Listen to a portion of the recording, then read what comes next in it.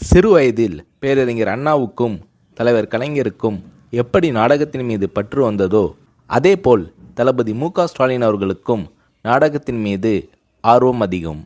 அவர் வளர்ந்த சூழ்நிலை அரசியல்வாதிகளின் கருத்துக்கள் உலா வந்த காலம்.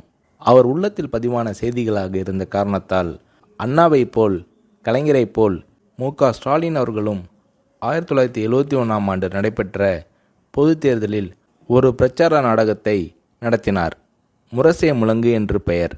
நாடகத்தில் தலைவர் கலைஞர் வேடத்தை தளபதி அவர்கள் ஏற்று நடித்தார். நாடகத்திற்கு எம்ஜிஆர் அவர்கள் தலைமை தாங்கினார். நாடகத்தை இறுதி வரை தரையில் அமர்ந்து பார்த்துவிட்டு தளபதி மு.க.ஸ்டாலின் அவர்களை வெகுவாக பாராட்டினார் எம்ஜிஆர். தளபதி மு.க.ஸ்டாலின் அவர்கள் அந்த இளம் வயதிலேயே எம்ஜிஆர் அவர்களிடம் எவ்வளவு நெருக்கமும் உரிமையும் பெற்று வளர்ந்தார் என்பதற்கு முரசே முழங்கு நாடக அரங்கேற்றமே ஒரு உதாரணமாகும். அது மட்டுமல்ல, எம்ஜிஆர் அவர்கள் படம் வெளியாகும்போது முதல் காட்சியிலேயே எம்ஜிஆர் அவர்களின் திரைப்படத்தை தியேட்டரில் மு.க.ஸ்டாலின் அவர்கள் பார்த்து விடுவார்.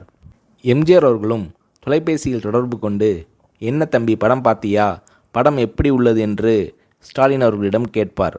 மு.க.ஸ்டாலின் அவர்களும் தான் ரசித்த காட்சிகளை சொல்வார். அத்தகைய பாசமும் பண்பும் கொண்டு பழகினார் தளபதி மு.க.ஸ்டாலின் அவர்கள். எம்ஜிஆர் அவர்களின் நல்ல ரசிகராக இருந்தார்.